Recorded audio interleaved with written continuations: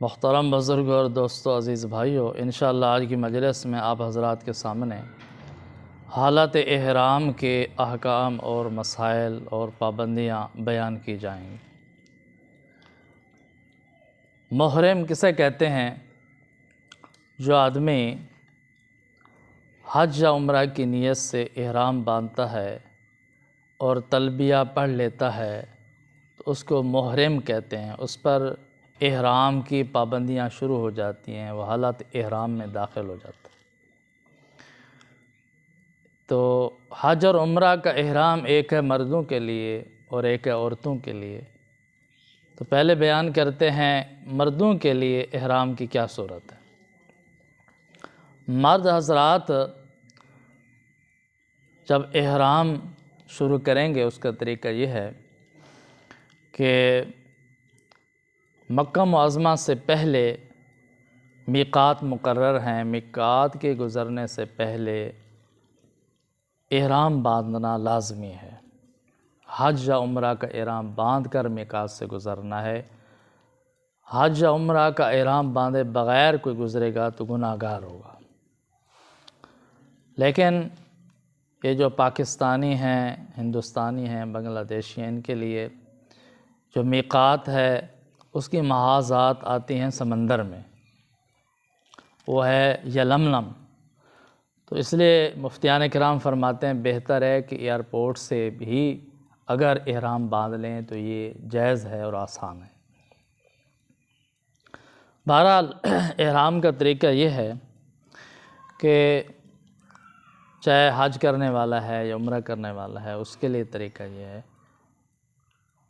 کہ مکمل طور پر صفائی کر لے، اس کے بعد غسل کرے، وضو کرے اور 2 چادریں بغیر سلے ہوئے پہن لے۔ ایک چادر جو ہے نا اس نے نیچے باندھنی، ایک اوپر اس نے اوڑھنی ہے، 2 چادریں اس نے باندھنی ہیں، اور اس کے بعد 2 رکعت نماز نفل پڑھنی ہے عمرہ کی نیت سے۔ نفل پڑھنے کے بعد اس نے پھر جو ہے نا حج یا عمرہ کی نیت سے تلبیہ پڑھنا ہے۔ نیت بھی کرنی ہے کہ اگر حج کے لیے احرام باندھ رہا ہے تو نیت کرنی ہے حج کی، عمرہ کے لیے باندھ رہا ہے تو نیت کرنی ہے عمرہ کی، حج یا عمرہ دونوں کے لیے احرام باندھ رہا ہے تو دونوں کے لیے نیت کرنی ہے۔ اگر حج کے لیے صرف احرام باندھ رہا ہے تو اس طرح دعا کرنی ہے، اللہم انی ارید الحج فیسرہ لی وتقبلہ منی۔ اے اللہ میں حج کا ارادہ کرتا ہوں، اس کو میرے لیے آسان فرما اور میرے سے قبول فرما۔ اگر عمرے کا احرام ہے تو پھر اس طرح دعا پڑھنی ہے، اللہم انی ارید العمرہ فیسرہا لی وتقبلہا منی۔ اے اللہ میں عمرے کا آپ کے لیے، آپ کی رضا کے لیے ارادہ کرتا ہوں، اس کو میرے لیے آسان فرما اور مجھ سے قبول فرما۔ اگر حج اور عمرہ دونوں کا احرام باندھتا ہے تو دونوں کی نیت کرنی ہے، اللہم انی ارید الحج والعمرۃ فیسرہما وتقبلہما فیسرہما لی وتقبلہما منی۔ اے اللہ میں حج اور عمرہ دونوں کو آپ کی رضا کے لیے احرام باندھتا ہوں، اس کو ان دونوں کو میرے لیے آسان فرما اور مجھ سے قبول فرما۔ تو نیت کرنی ہے، یعنی اس طرح دعا بھی پڑھنی ہے۔ اگر عربی میں یہ دعا نہیں پڑھ سکتا تو اپنی زبان میں کہہ لے۔ اگر کوئی آدمی اپنی زبان سے بھی نہیں کہہ سکا لیکن دل میں اس نے ارادہ کر لیا، اصل تو نیت ہے دل کے ارادے کا نام۔ تو نیت کرنی ہے حج کی یا عمرہ کی، اور اس کے بعد آپ نے تلبیہ پڑھنا ہے اور پورے الفاظ تلبیہ کے پڑھنے ہیں، بلند آواز کے ساتھ پڑھنے ہیں، لبیک اللہم لبیک لبیک لا شریک لک لبیک ان الحمد والنعمت لک والملک۔ تو آپ نے 3 مرتبہ یہ تلبیہ پڑھنا ہے۔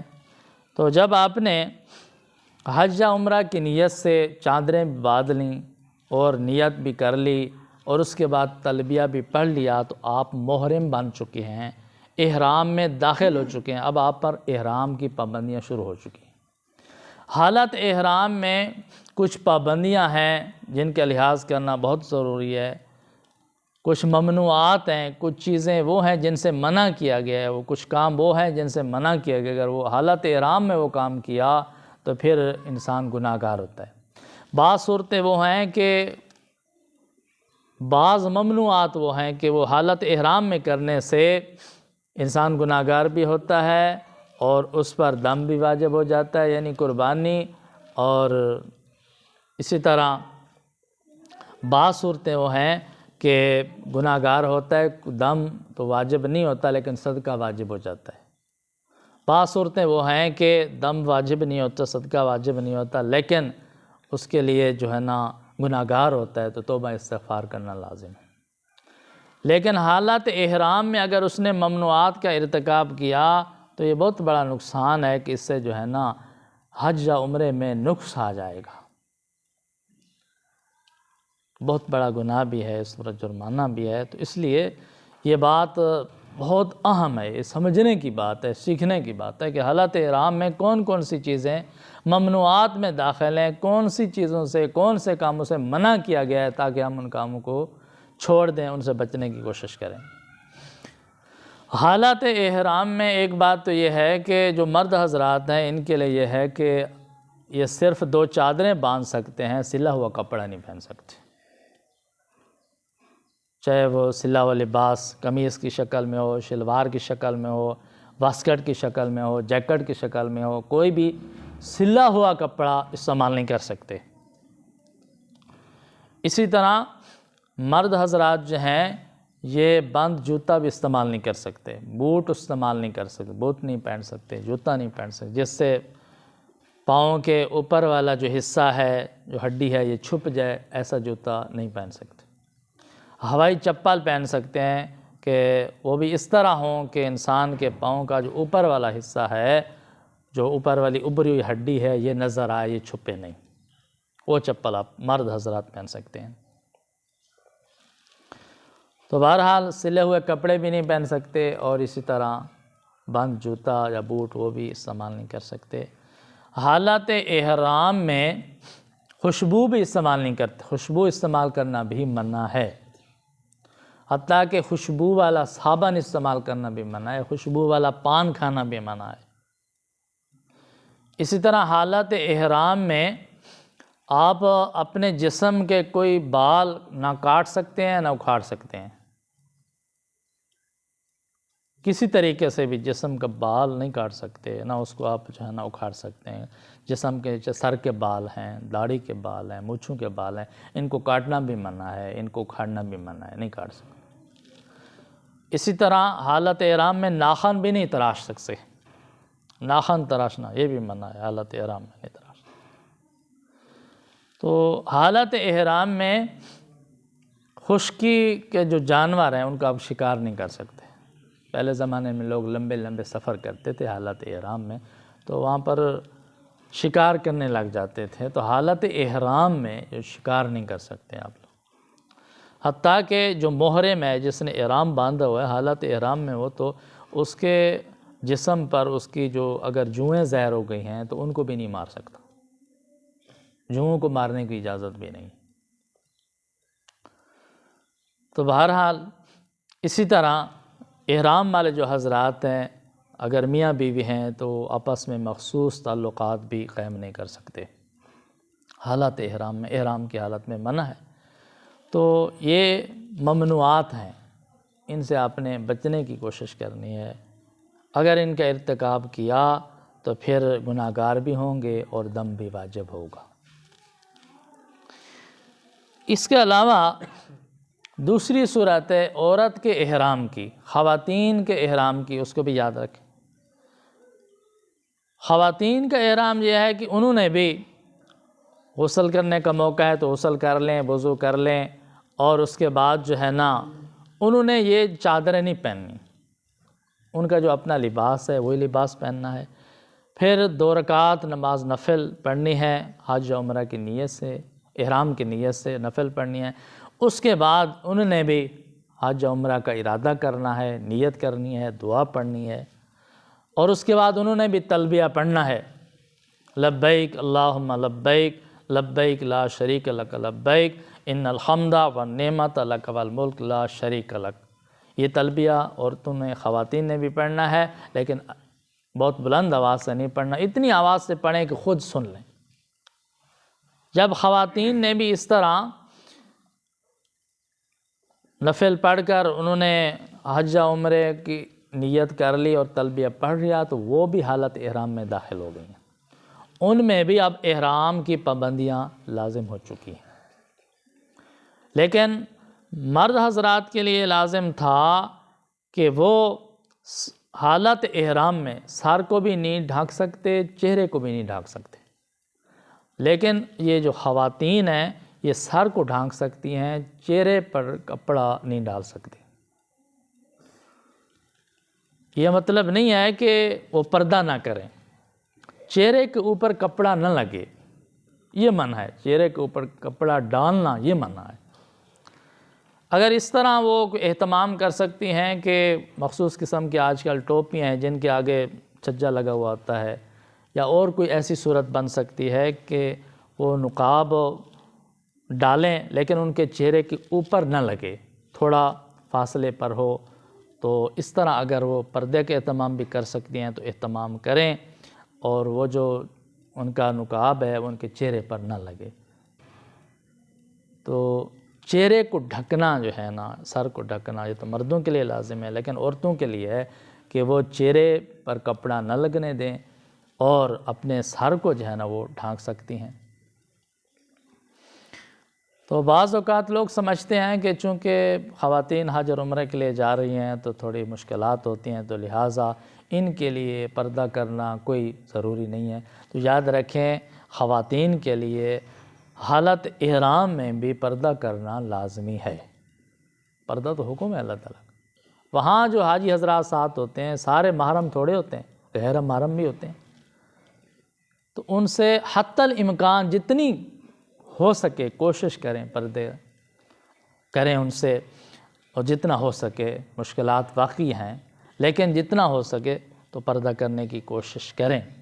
لیکن یہ جو کہا گیا ہے کہ وہ چہرے کو نہ ڈھکیں، اس کا یہ مطلب نہیں کہ وہ غیر محرموں کے سامنے اپنے چہرے کھول دیں یا ان کے لیے جائز ہو گیا ہے، بلکہ حدیث پاک میں آتا ہے، سید طاہرہ عائشہ الصدیقہ رضی اللہ تعالیٰ عنہ فرماتے ہیں کہ ہم حالات احرام میں ہم بھی کوشش کرتی تھیں پردہ کرنے کی، حتی الامکان جب رش آتا، غیر محرم سامنے آتے تو پردہ کرنے کی کوشش کرتی تھی۔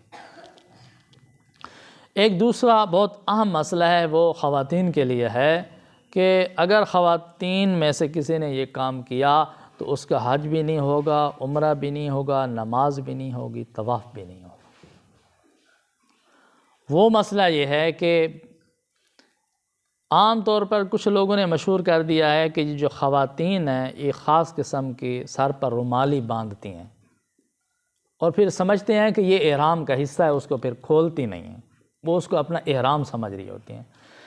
اگر انہوں نے اپنے سر پر رومالی باندھ لی ہے، اس کو حالت احرام سمجھ لیا ہے، احرام کا حصہ اور جز سمجھا ہے، اور جب وضو کرنے لگتی ہیں اس پر مسح نہیں کرتی تو وضو نہیں ہوگا۔ اگر رومالی کے اوپر مسح کریں گی اور رومالی کھول کر سر کے بالوں پر مسح نہیں کریں گی تو مسح نہیں ہوگا۔ جب مسح نہیں ہوگا تو وضو نہیں ہوگا، جب وضو نہیں ہوگا تو طواف نہیں ہوگا، طواف نہیں ہوگا تو عمرہ بھی نہیں ہوگا اور حج بھی نہیں ہوگا۔ پتہ نہیں کہاں سے سنا ہے انہوں نے۔ یہ تو وضو کے فرائض میں مسح کرنا تو وضو کے فرائض میں داخل ہے۔ جب وضو کرنے لگیں تو وہ اگر رومالی باندھ لیا ہے تو اس کو اتار کر مسح کرنا تو فرض ہے، مسح کریں، اس کے اوپر سے مسح نہیں ہوتا، رومالی کے اوپر سے مسح ہو نہیں سکتا، رومالی کھول کر مسح کریں، بعد میں اس کو باندھ لیں تو ٹھیک ہے۔ بہرحال اسی طرح عورتوں کے لیے یہ بھی ہے کہ وہ ہر قسم کے جوتے پہن سکتی ہیں، ان کے لیے یہ نہیں ہے جوتوں کی پابندی کہ بند جوتے، یہ مردوں کے لیے ہے۔ عورتیں ہر قسم کے جوتے پہن سکتی ہیں، ان کے لیے پابندی نہیں ہے۔ باقی اعمال جو ہیں وہ اسی طرح ہیں، تو یہ تو پابندیاں ہیں۔ اس کے علاوہ کچھ اعمال وہ ہیں کہ حالت احرام میں بھی جائز ہیں، مثلا حالت احرام میں شیشہ دیکھنا جائز ہے، مسواک کرنا جائز ہے، کنگھی کرنا جو ہے یہ منع ہے، کنگھی کرنا، کیونکہ اس میں خطرہ ہوتا ہے کہ بال ٹوٹ جائیں گے، بال گر جائیں گے۔ اب بالوں کو خود بخود توڑنا بھی نہیں ہے، کوئی ایسا کام نہیں کرنا کہ خطرہ ہو کہ بال ٹوٹ جائیں گے، تو کنگھی سے تو خطرہ ہوتا ہے بال ٹوٹنے کا۔ سر کی کنگھی نہ کریں، بالوں کے داڑھی کے بال ہیں ان کی کنگھی نہ کریں۔ اگر کھجلی بھی کرنی ہے تو بہت آہستہ آرام سے کریں، کوشش کریں کہ ہماری کھجلی کرنے سے بھی بال نہ ٹوٹیں۔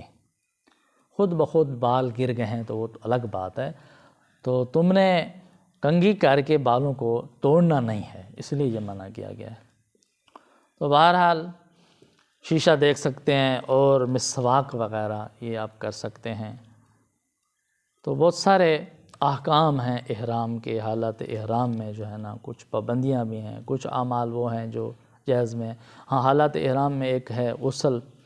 بہت سخت گرمی ہو گئی ہے تو حالت احرام میں ٹھنڈک حاصل کرنے کے لیے غسل کر سکتے ہیں، لیکن صابن نہیں استعمال سکتے، میل کچیل دور نہیں کر سکتے، صرف پانی اصل پانی ہو وہ ڈال سکتے ہیں، ٹھنڈا پانی ہو گرم پانی ہو اس سے آپ جو ہے نا کر سکتے ہیں۔ دوسری بات یہ ہے کہ یہ جو حالت احرام کا مطلب میں نے کہا صرف چادریں باندھنا نہیں ہے، حج و عمرہ کی نیت کر کے پہلے چادریں باندھیں، پھر حج اور عمرہ کی نیت کریں، پھر تلبیہ پڑھیں گے تو اب حالت احرام میں داخل ہو جائیں گے۔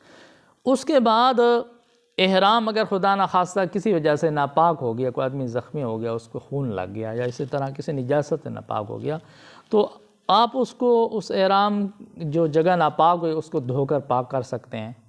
اگر اس کو اتار کر دھونا ہے تو اتار کر بھی دھو سکتے ہیں۔ تبدیل کرنے کی حاجت پیش آ گئی کہ یار میں نے تبدیل کرنا ہے تو تبدیل بھی کر سکتے ہیں، تبدیل کر سکتے ہیں۔ یہ نہیں ہے کہ ہم نے چادر لپیٹ لیا ہے تو یہ ہمارے جسم سے اتر جائے گی تو پھر احرام ہی ختم ہو جائے گا، یہ بات نہیں ہے۔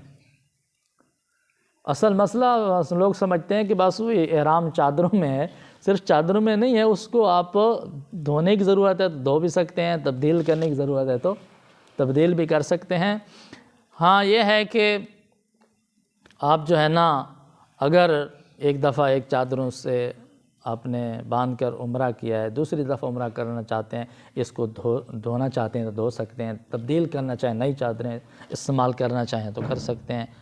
تو بہرحال یہ احرام کی پابندیاں ہیں، ان کا لحاظ رکھنا حاجی حضرات کے لیے ضروری ہے، اور اگر ان ممنوعات میں سے کوئی کام کر لیا تو موقع پر جو ہے نا مفتیان کرام سے رابطہ کر کے مسئلہ پوچھیں، تحقیق کریں، جید علماء کرام سے جیسا وہ فتویٰ دے دیں اس کے مطابق عمل کریں۔ اگر ان ممنوعات میں سے آپ نے کچھ عمل کر لیے اور ان کی پرواہ بھی نہ کی تو پھر خطرہ ہے کہ حج بھی ناقص ہو جائے گا، عمرہ بھی ناقص ہو جائے گا اور آپ پر جو ہے نا گناہ بھی ہوگا۔ تو دعا ہے کہ اللہ تعالیٰ ہم سب کو حج کے احکام سیکھ کر حج کرنے کی توفیق عطا فرمائیں اور سیکھ کر عمرہ کرنے کی توفیق عطا فرمائیں، سنت نبوی صلی اللہ علیہ وسلم کے مطابق حج اور عمرہ کی توفیق عطا فرمائیں۔ وآخر دعوانا الحمد للہ رب العالمین۔